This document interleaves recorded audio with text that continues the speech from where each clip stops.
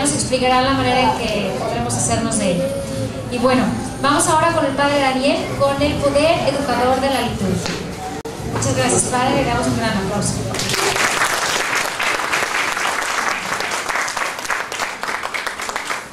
Vamos a empezar con una oración en el nombre del Padre, del Hijo y del Espíritu Santo. Dios te salve María, llena eres de gracia, el Señor es contigo. Bendita eres entre todas las mujeres y bendito es el fruto de tu vientre, Jesús. Santa María, Madre de Dios, Santo Tomás de Aquino, San Pedro, en el nombre del Padre, del Hijo y del Espíritu Santo. Buenas tardes.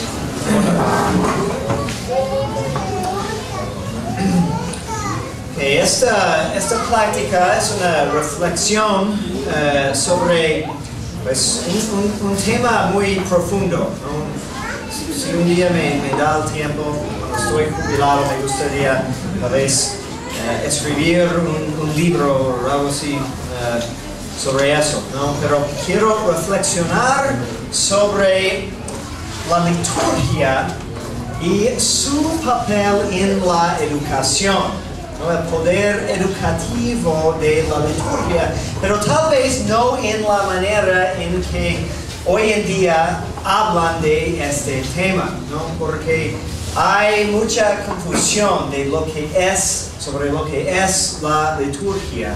Ha habido en años recientes mucha confusión o mucha insistencia en el aspecto didáctico de la liturgia. Y claro que sí, la liturgia tiene un gran poder didáctico, pero creo que necesitamos, para poder aprovechar de ese potencial, antes de todo reconocer que la liturgia principalmente no es didáctica.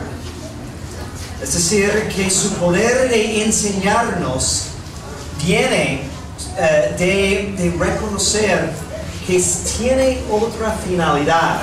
En la última plática hablamos de la importancia de reconocer el porqué de las cosas, la causa final. Y voy a hacer referencia de varias cosas que comenté ayer. Pero quiero empezar reflexionando sobre la relación entre culto y cultura.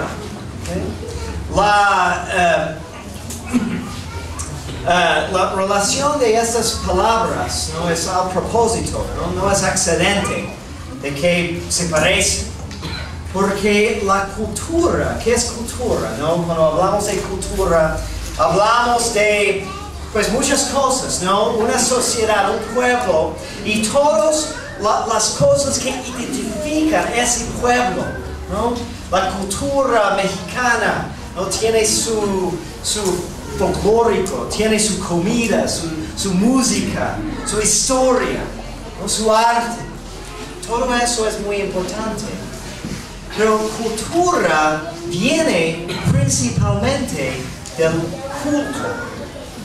culto que ofrecemos a la divinidad. Y si regresamos a tiempos paganos, tal vez la relación era pues más obvia porque tenían un Dios para cada aspecto de su cultura, un Dios del baile, un Dios del amor, un Dios del arte, porque reconocían una chispa divina en todas esas cosas. Obviamente están muy equivocados de llamar dioses, ¿no? Esas cosas dioses, pero estaban correcto, tenían la razón en el sentido de que reconocían algo divino en todo que muestra una belleza, porque es al propósito de Dios. Nos pone en nosotros una atracción hacia la belleza, porque la belleza es la huella de Dios. Y necesitamos cultivar un gran aprecio para todo lo que es bello, para cumplir con nuestro propósito en esta vida. Quiero leer estas palabras de un monje del monasterio de Le Barroux, que es un monasterio en Francia, que es parte de un movimiento de reforma litúrgica que viene del monasterio de Solesmes, que trató de recuperar las fuentes de la vida litúrgica benedictina que había sido perdido durante el tiempo de la Revolución Francesa, y hubo un movimiento de recuperar eso. Y la cultura monástica nos enseña mucho sobre la cultura, como el ideal de la cultura cristiana. Él dice: los frutos maduros de toda una civilización, colgando pesadamente de la belleza, a menudo quedan atrapados en la caída de la civilización. A veces lo sobreviven como una flor refinada y frágil. Tal vez piense en la anticuada etiqueta de una corte real. Olvidamos de estos ritos sagrados, que eran antes que nada la poesía de la humanidad en su infancia, bárbara y cruda, las expresiones de hombres que bailaron su teología antes de pensar alguna vez en escribirla. Estos ritos religiosos en sus manifestaciones iniciales, desde sus primeras expresiones, susceptibles de ser atrapados a través de la larga noche de las edades, han llegado hasta nosotros desde nuestros remotos antepasados. Porque antes de que tengamos inscripciones escritas del hombre primitivo, descubrimos lo que sobrevive de sus ritos funerarios, el primer conmovedor testimonio de la creencia en una realidad más allá de lo que vemos. El hombre muerto, con las piernas estiradas hacia el pecho en posición fetal, una vez más se le confía a la Madre Tierra como la semilla de la eternidad. Cada modo de religión, para hacer una impresión profunda y duradera en la mente humana, debe ejercer nuestra obediencia al practicar prácticas de devoción, y debe adquirir nuestra estima al inculcar deberes morales analógicos a los dictámenes de nuestro corazón. Entonces, una reflexión de una persona que se ha dedicado a vivir cada día de su vida la vida litúrgica, que es la vida del monasterio, de los monjes.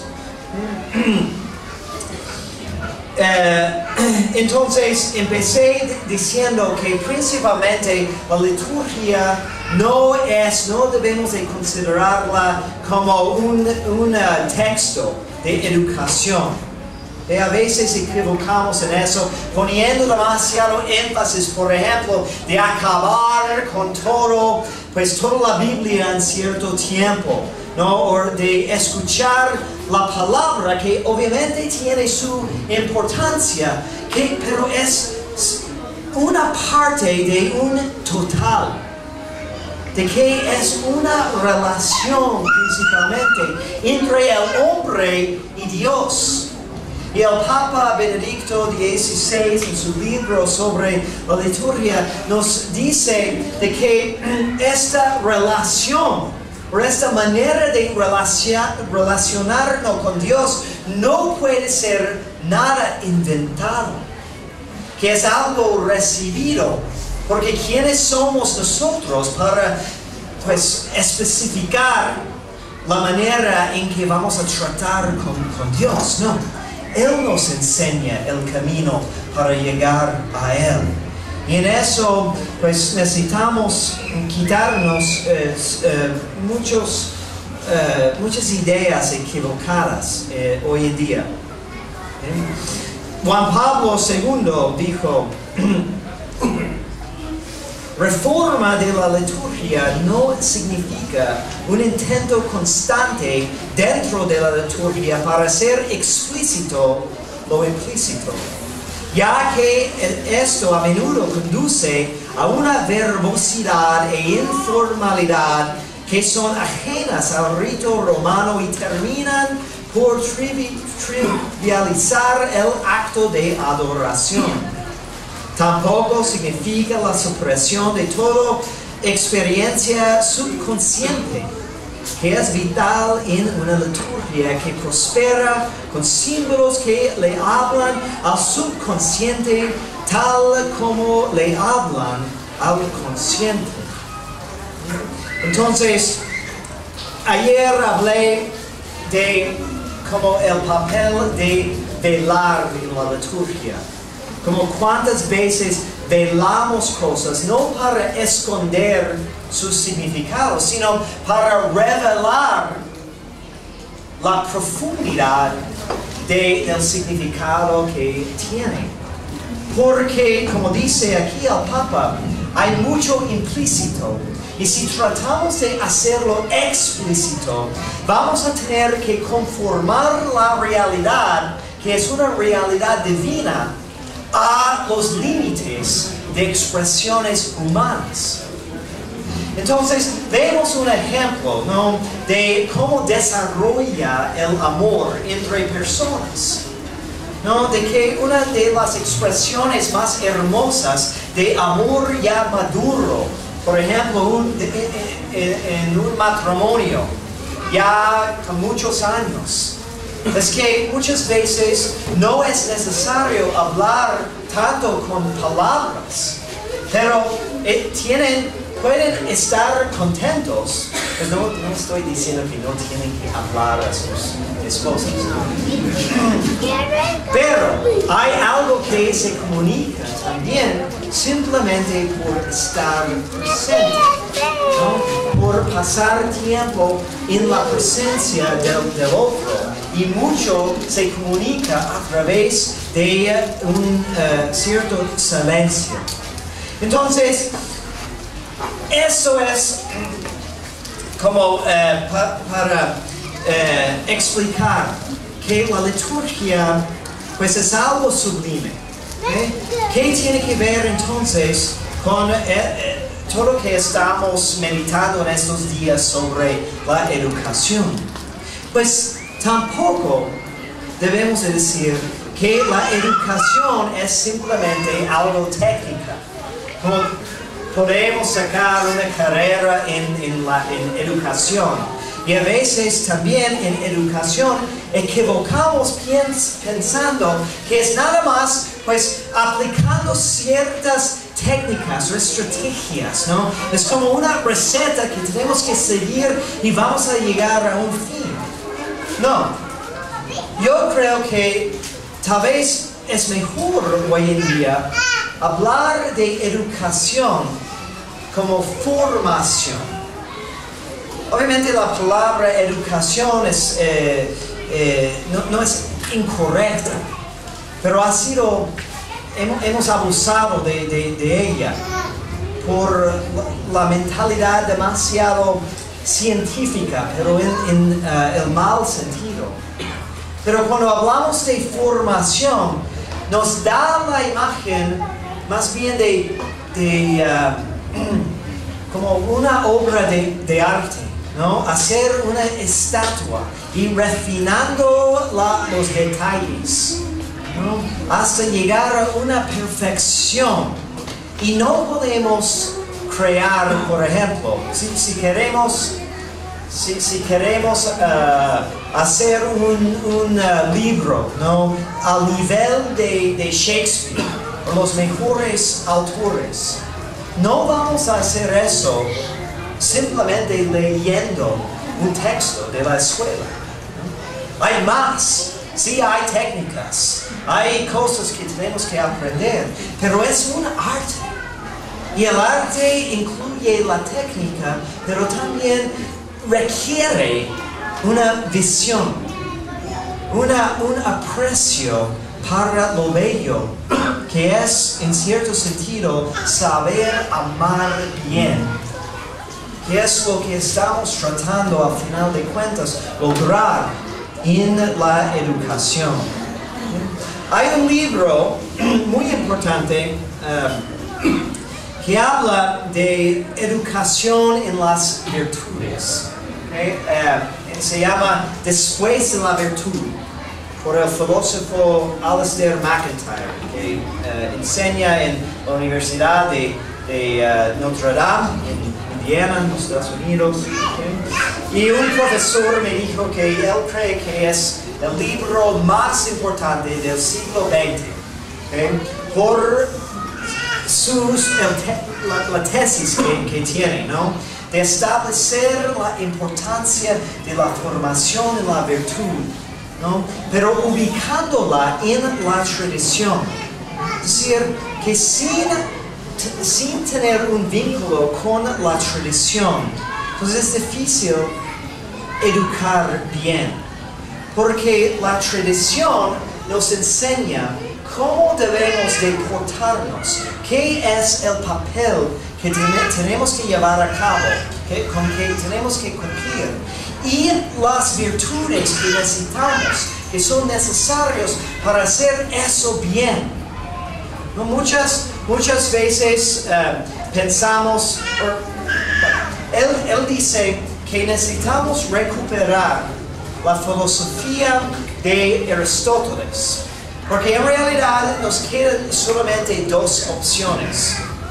Es aceptar, como dijo Aristóteles, que todo tiene un fin y hay pasos para seguir, para llegar a ese fin, pero no vamos a llegar allá sino primero ubicamos el fin, identificando el fin, ¿okay? Porque la única otra opción es la tesis de Nietzsche, decir que la vida no tiene ningún sentido, que todo es, pues, es nada, ¿no? Entonces, no hay razón para hacer nada, ¿okay? Es nihilismo, nadaísmo, digamos, ¿okay? Y necesitamos entonces vincularnos con nuestra tradición, ¿okay? Y ubicarnos dentro de ella. Y esto es precisamente de lo que habla ese monje, ¿no?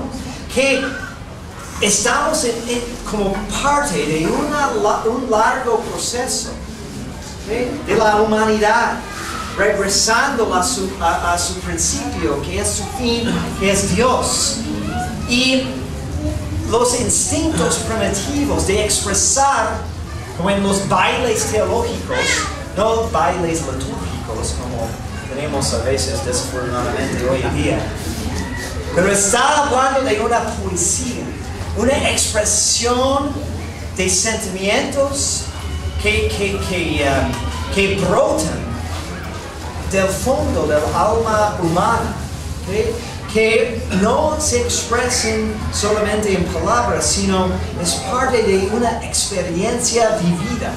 ¿Okay? Necesitamos ubicarnos dentro de este contexto. Y después hay otro libro que sigue esa tesis, ¿okay? Que va un paso más y se llama Después de escribir. ¿Okay? Está diciendo que sí, tiene la razón MacIntyre de la importancia de la tradición, pero la tradición se perfecciona en la liturgia. Porque si estamos hablando de cómo cumplir las funciones de esta existencia que tenemos bien, pues lo máximo de esta existencia es la existencia litúrgica, la experiencia litúrgica, porque nos pone en contacto con la realidad última. Y necesitamos saber cómo funcionar en ese contexto, cómo participamos bien en esa relación. No, perdón. Es otro autor, se llama Catherine Pickstock, que irónicamente no es católica ella, es una sacerdotisa anglicana. Okay. Pero es una tesis muy interesante. Pickstock.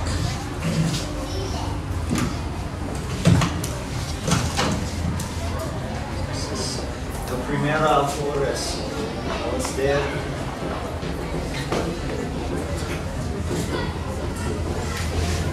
que es converso también, ¿no? Él era protestante y por estudiar mucho de Aristóteles, que descubrió Santo Tomás.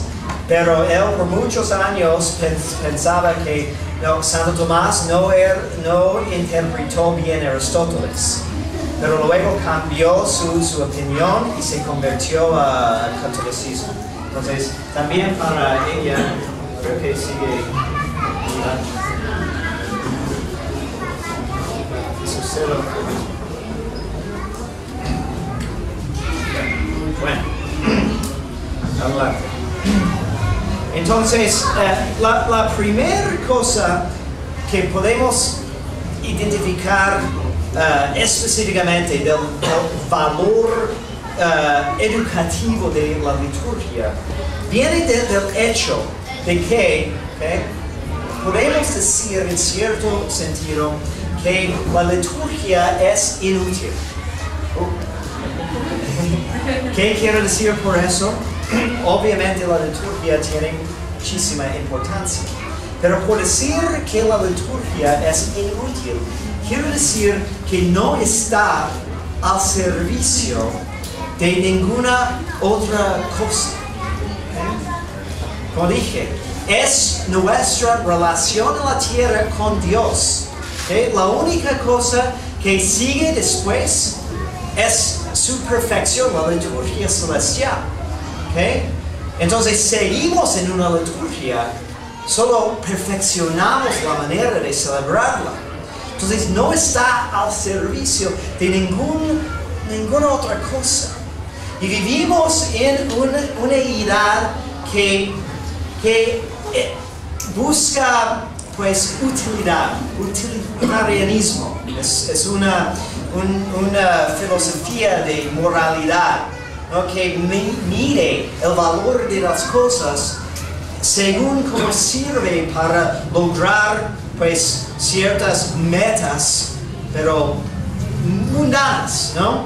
Entonces, por ejemplo, Jeremy Bentham habla de utilitarianismo moral y dice que la moralidad consiste en eso, ¿no? Conseguir el mayor valor de placer para la mayor cantidad de personas y disminuir el dolor. Y todo lo que sirve a esos fines es moral y todo lo que va en contra es inmoral. Hay muchos problemas con esa teoría, obviamente, pero expresa una mentalidad muy común hoy en día, que somos partes nada más de un mecanismo.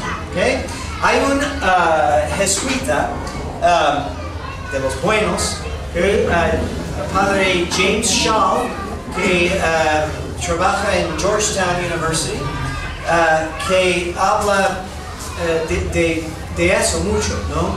Del valor de hacer cosas inútiles, ¿no? De la liturgia. También Papa Benedicto XVI habló de eso, de la liturgia como juego, pero juego divino. Y como niños juegan no para lograr nada, ¿no? Sería muy raro si preguntamos a un niño jugando con sus muñecos o con sus carros y si le preguntamos ¿Por qué estás jugando eso? Y dice, pues estoy tratando de perfeccionar mis capacidades, ejercer esos músculos. No, juega porque quiere jugar, ¿no?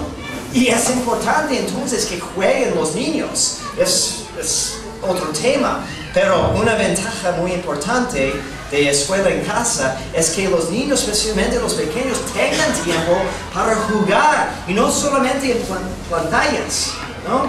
Que ejercen su imaginación, porque hay algo allí, ¿no? Que creo que es un libro de sabiduría que habla de la palabra de Dios, que estaba jugando en la presencia de Dios desde el principio, divirtiéndose, porque es bueno divertirse.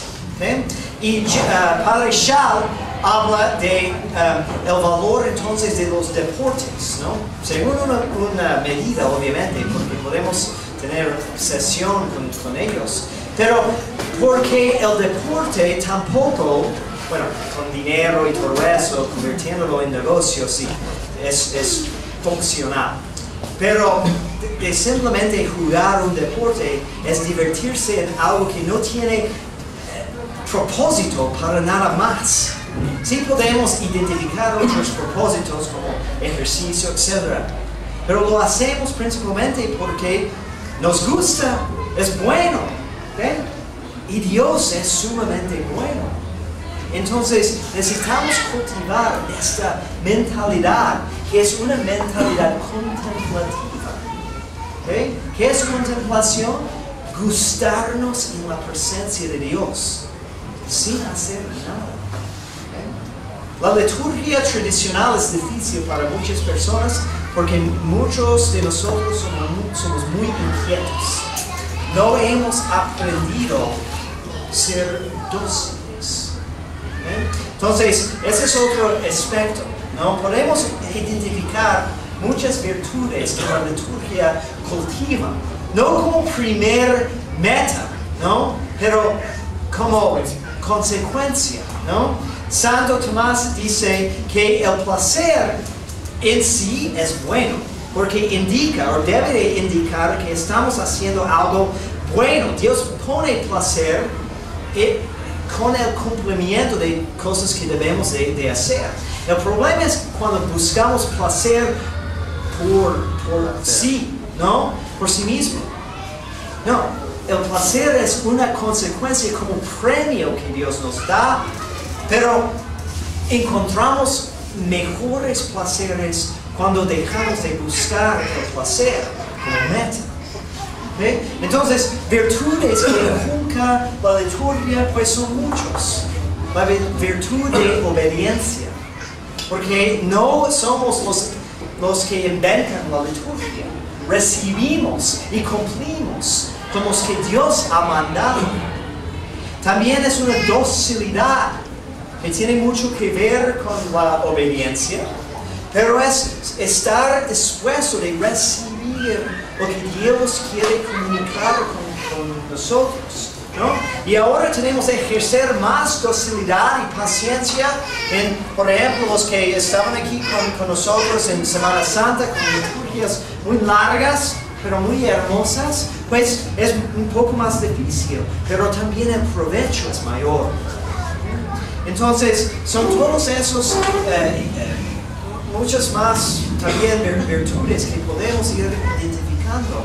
Pero creo que lo más importante que hace la liturgia en cuanto a su poder educativo es de darnos una formación en lo bello. Ayer dije que la belleza es una de las palabras que también identifica a Dios. Dios es la verdad, el bello, el bien y el único, los trascendentales. Y la belleza es algo difícil definir precisamente, pero todos sabemos lo que es ver o escuchar, ¿no? Algo bello. ¿No? Tenemos un concepto de eso, pero con dificultad lo definimos. Pero los filósofos dicen que hay varias definiciones, pero Santo Tomás dice, define la belleza es id quod visum placet. Lo que siendo visto se place, ¿no? Que da placer. Pero necesitamos refinar esa definición mucho, ¿no? Porque no tenemos la formación de pues, identificar placer verdadero. Una definición más técnica es como es el reconocimiento por el intelecto, la inteligencia del bien que la voluntad quiere. ¿Okay? Normalmente es la voluntad que busca el bien, pero cuando reconocemos algo bello, estamos viendo, ¿no? Recibiendo un concepto de algo que debemos de amar. Y siempre lo bello tiene un sentido de querer más. Siempre hay un velo enfrente que exige una revelación. ¿No? ¿Quién no ha visto, por ejemplo, un paisaje hermoso, ¿no? de montañas, sobre el mar, ¿no? Y tenemos un sentido de yo quiero más, ¿no? Quiero entender lo hermoso que veo o percibo, ¿no? O escuchar una composición de Bach, por ejemplo. Y queremos entenderlo y a la vez queremos simplemente gustarlo, porque nos empuja hacia algo más que no podemos alcanzar. ¿Okay? Entonces, Dios nos ha dado esa intuición como un imán hacia la belleza, que es tal vez el aspecto más humano de nosotros. El problema es que hemos dejado de formar a los niños en un aprecio para la belleza. ¿Okay? Por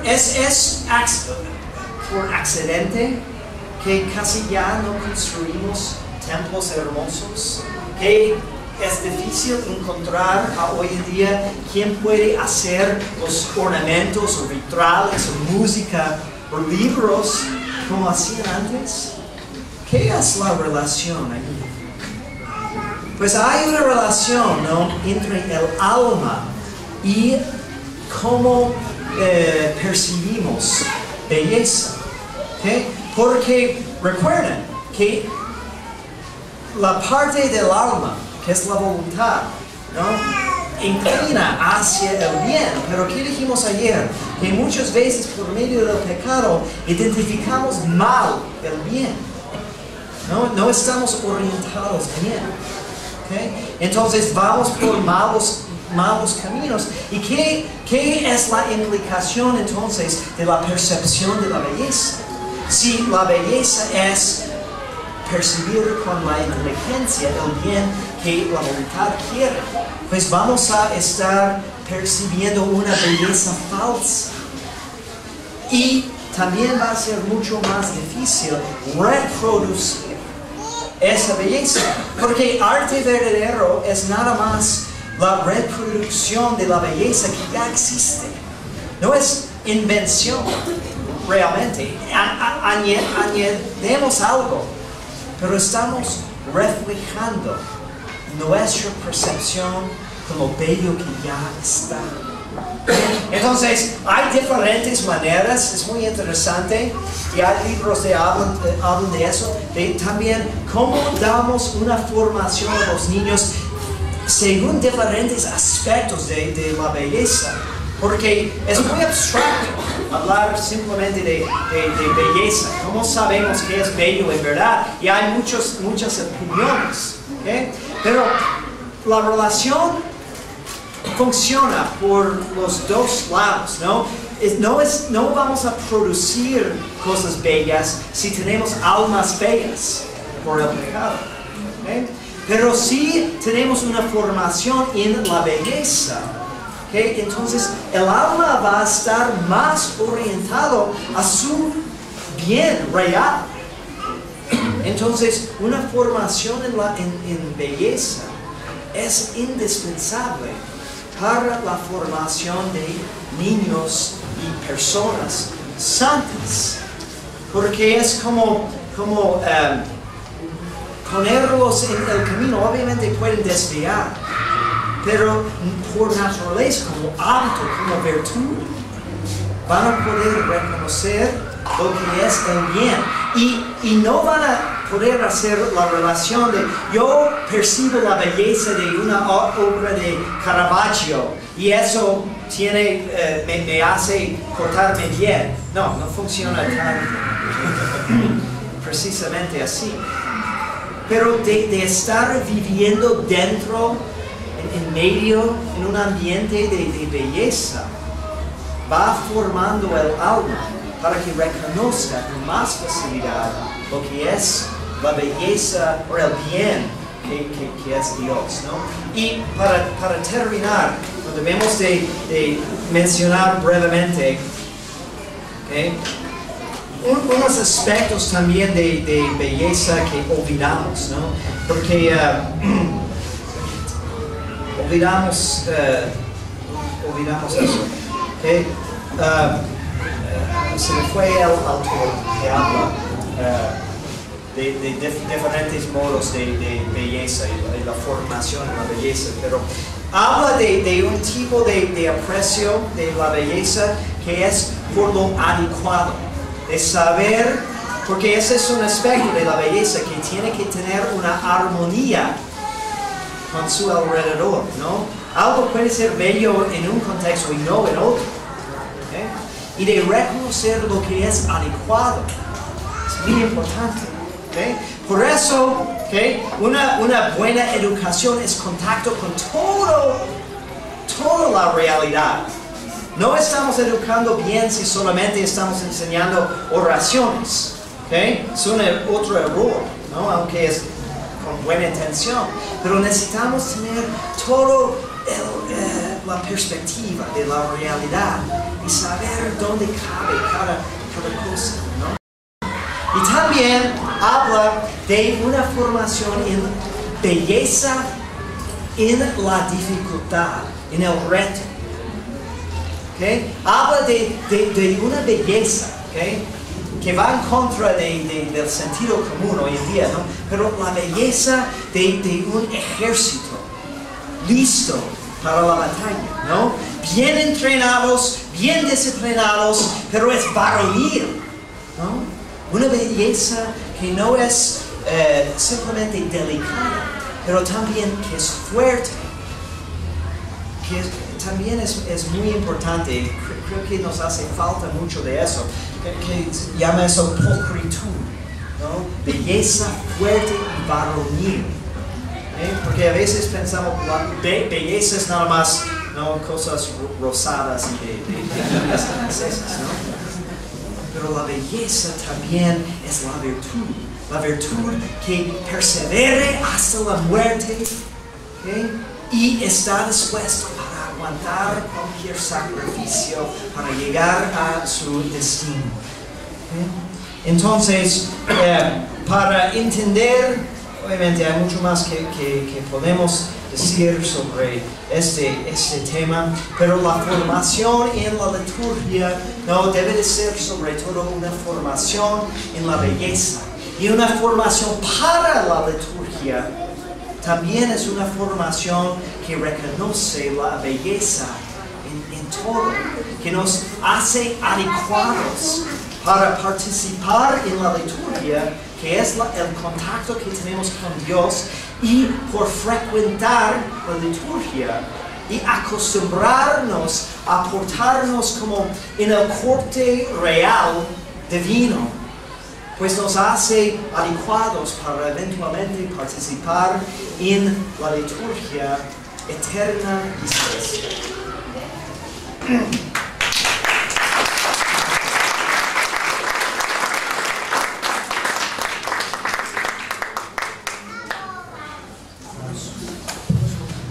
Todavía nos dará el padre unos minutitos para alguna pregunta.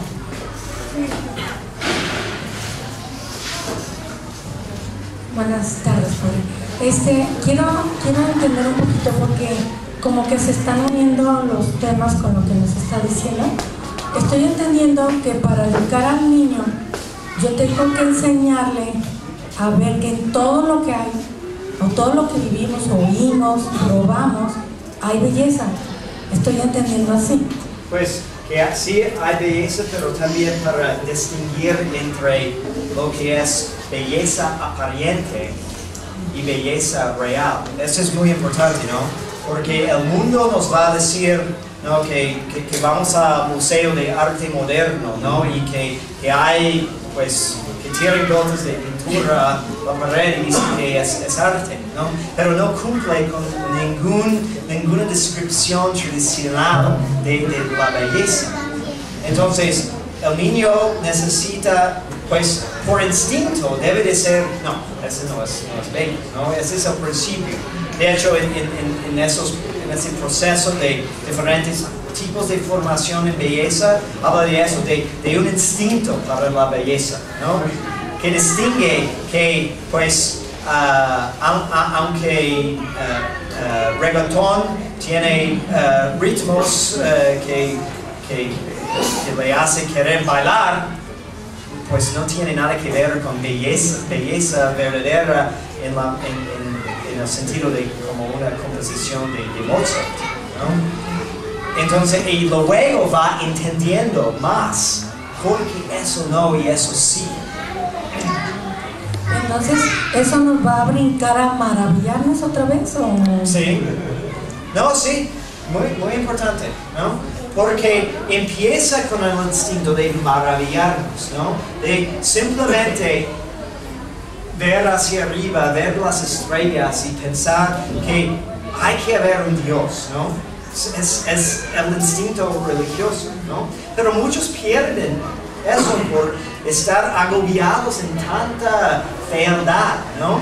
Entonces no ven hacia arriba, o si ven, pues han recibido una formación que ha quitado todo el maravillo de ver lo grande del cielo, ¿no? Pero cuando empezamos con el maravillo y luego entendemos más, como dije ayer, al conocer más nos hace amar más. Y en realidad hay expresión mejor de amar, del amor, que maravillarse. Entonces, si les pregunto a los matrimonios, ¿no dirían que lo mejor, ¿no? para saber que tu esposo sigue amándote es si siente maravillado en su presencia, ¿no? Yo creo que sí, ¿no? Y esto es una disposición de amor. ¿Otra pregunta? Bueno, pues muchísimas gracias, padre. Un aplauso le damos todos.